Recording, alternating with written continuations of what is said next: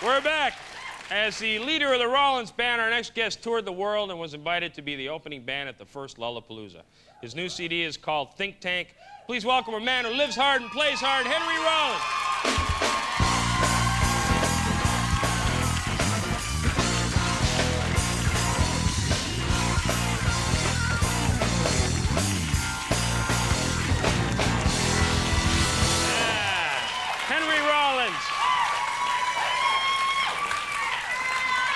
Geez, you got nearly as many fans up there as Orrin. That's good. Thanks for coming, man. Sure, it's man. a real pleasure to meet you. I always wanted to, and I'm sorry we didn't get a chance to talk before the show. That's all right. But you just flew in today, I guess. Yeah, I hear I came in, did a day of press, and tomorrow I'm performing in town, so it's been pretty busy Phoenix. today. Yeah. Which is sold out. Yeah, Sold quite a out bit tomorrow oversold, night. so we'll see what happens tomorrow. Oversold? Yeah, All right. so they say. Greedy. That's great. Oversold. How does that work? Do you go out afterwards, do it again for the people on the sidewalk? No, I'm in charge of oiling them up and kicking them in right before showtime. Good. And I can't think of a better man for the job, Henry. Yeah. They'll get through that I love door. oiling up people and kicking them. I know. Now, how does it feel? Because, I mean, since '81, you've been like an underground guy. You had a cult following. And now, you've got mass acceptance. Yeah, it was dark down there. Yeah, yeah. Cold and clammy. No, I've always just done my thing, and I think a lot of times if you are on your own road, time seems to catch up with you. Like something that was like, oh, can't go near that.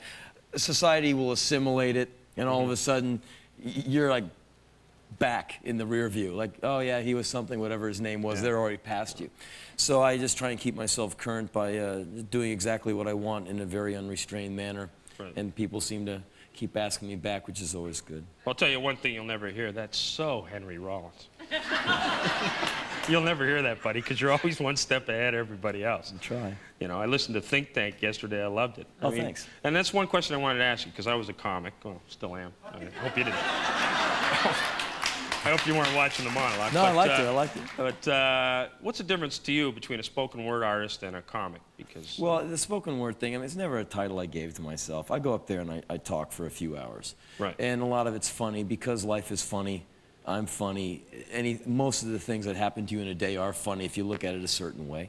And to me, stand-up comedy, there's a real strength in it. It's just that I would never want that kind of pressure, like 1, 2, 3, be funny.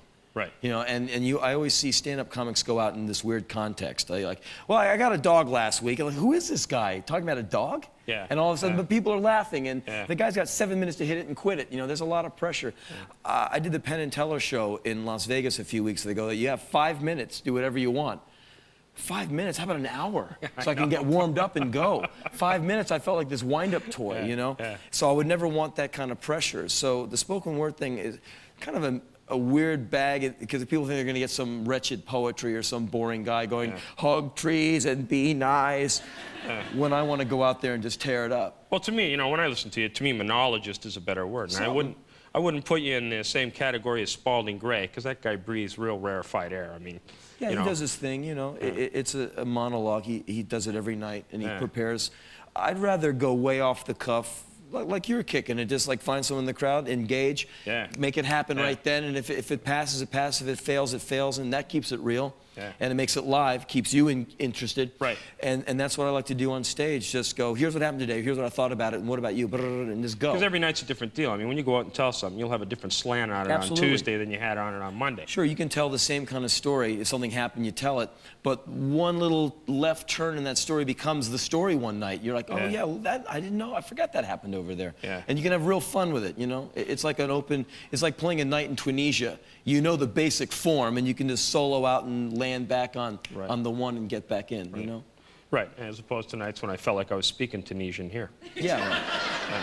Now, the thing is, though, I don't know if you appreciate this, but I always have. The fact that when you start to get a name for yourself, you go out there, the audience comes to see you because they know what you're like, which to me is very beneficial when you're going up there, especially when you're doing the kind of stuff you're doing. Because the audience knows what you're like. They know, you know, that you're going to come out, you're going to build to it, and it's going to be a great story, and it may not necessarily have punchlines every 30 seconds, but it's going to build, and that way they're much more appreciative of what happens when you get to the end of it. Yeah, I'm lucky. I got a good crowd, you know. I got a great audience every night. They're just fantastic, you know. So, it's true. I mean,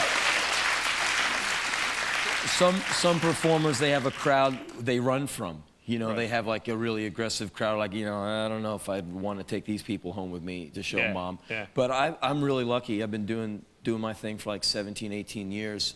And I meet a lot of people after shows and on the street, and they're just really incredible, you know. And without them, you got nothing, you know. So I'm happier to see them every night than they are to see me. Right. They think that I'm doing them a favor. Like, oh, he's great. I'm like, oh, thank God you came.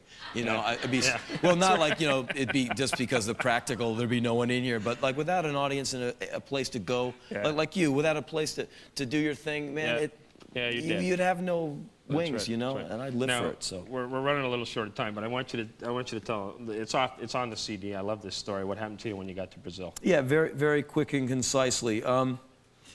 Played for the first time in Brazil a few years ago on a festival. And I was so excited to be in the jungle playing at a big rock festival with 40,000 people. I worked myself up into a very enervated state. Ran out, the lights hit me. I see 40,000 people go, rah! Massive gig in the jungle, rocking and rolling Brazil. The band comes crashing in on the first note of the song, and in excitement, my head goes down, my knee comes up, bam!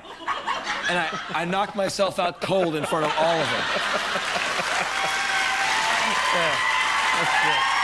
Henry Rollins, ladies and gentlemen. Thanks a lot, Henry. I know you got to go, man. Thanks for coming.